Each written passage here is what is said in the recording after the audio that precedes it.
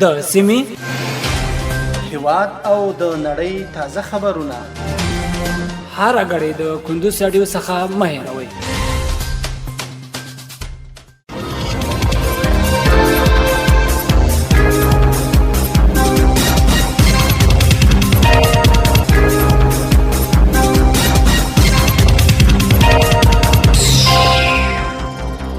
السلام علیکم. د کندوز رادیو درنو اوریدونکو ستړي مشئ. په ماړم د کندوز رادیو څخه د دې سات تازه او مهمو خبرونه ده.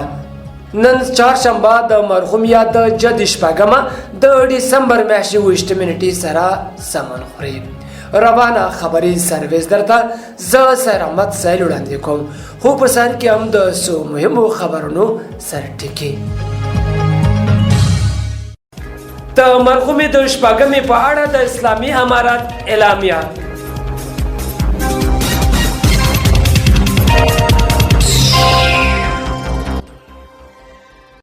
نړیوال بانک بغلان کې د اوبو د ودانیز پروژو د ملاتړ په موخه 1.8 میلیون افغانۍ مرسته کړې.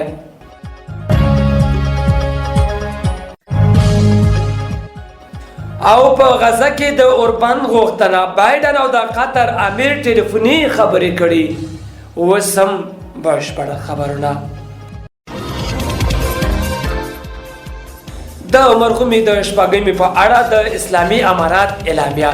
له نن څخه 440 کاله وړاندې د 1953 هجري لمریز کال د مرحومې شپږمه د پخواني شوروي اتحاد ځواکونو په افغانستان کې یرغل وکړ.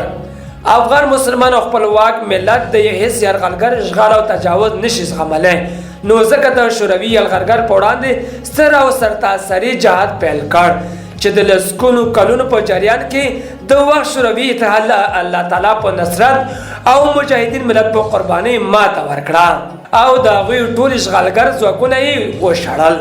اسلامي امارت د خپل ملت په استازولۍ د پخواني شوروي اتحاد یرغلګر غاندي او د هغې په وړاندې د افغان مېړني ولس جهاد او مبارزه ستایي.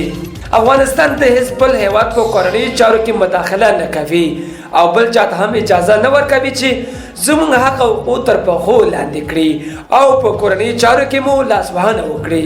افغانان د یو اسلامي ملت په توګه غواړي له نړیوالو سره د اسلامي اصولو په چوکاټ کې ښې او قوي اړیکې ولري چې په هغوی کې چاته هم د ضرر احتمال نه وي. د افغانستان اسلامي امارات له ټولو لرې او نږدې هېوادونو او جهاتونو څخه غواړي چې د اسلامي اصولو سره سم د ښو او پیاوړي اړیکو په جوړولو او تامینولو کې خپل مکلفیت ادا کړي، تر څو په سیمه او نړۍ کې د امن او سوکالۍ په لور ګامونه واخیستل شي او له پخواني جنګ جګړو راپاتې ناخواله ویجاړي او بې باوري له منځه لاړه شي.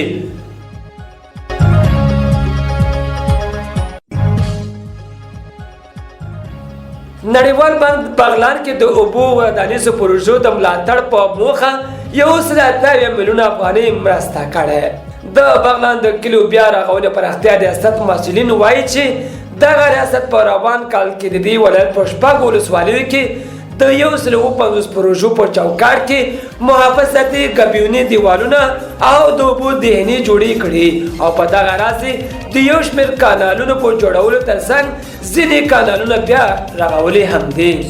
د بغلان د کلیو بیا رغونې او پراختیا ریاست د برنامو امیر انجینر وسیم رشیدي ویل د دې ولایت په دوشي، خنجان، بنو د سلاب، بلحصار او تالا برفک ولسوالیو کې نړیوال بانک د 1.8 میلیون 448,000 او 560 افغانۍ په لګښت محافظتي ګبیوني دیوالونه او د اوبو دهنې جوړې کړي او دغه راز د یو شمېر کانالونو د جوړولو ترڅنګ ځینې کانالونه بیا هم رغولي دي.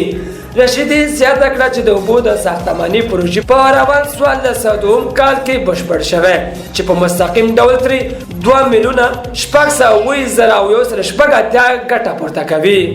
د بغلان د خنجان ولسوالۍ د ولیان درې اوسیدونکي نصرت الله امیري ویل د دې پروژو په بشپړېدو سره لا زیاتې پروژې د دوی د اسانتیاو د رامنځته کولو په موخه پلي شي.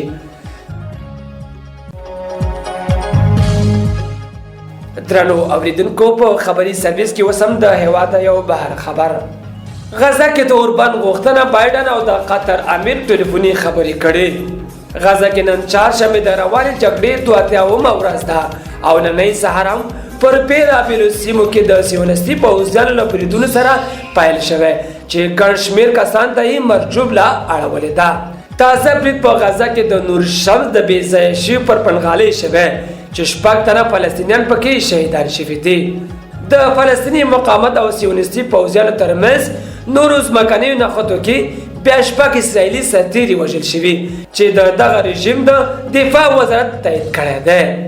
دې سره هممهاله د فرانسې حکومت غزه کې سمدلاسي اوربن غوښتنه کړی او دغه راز د امریکا متحده ایالاتو ولسمشر جو بایډن د قتل له امر سره په ټلیفوني خبرو کې د حماس له بند څخه د اسیرانو په ځانګړي ډول د امریکایي اتباعو او له فلسطیني زندانیانو سره د هغوی د تبادلې په اړه خبرې کړې دي. له سپینې ماڼۍ څخه په خپاره شوي معلوماتو کې راغلي چې دغه ټلیفوني اړیکې غزې ته د بشري مرستو په رسولو هم بحث او خبرې شوي دي. درنو اوریدونکو په خبري سرویس کې راټول شوي مطالب هم دومره ول. تر بیا بل سرویس الله مو مل شه.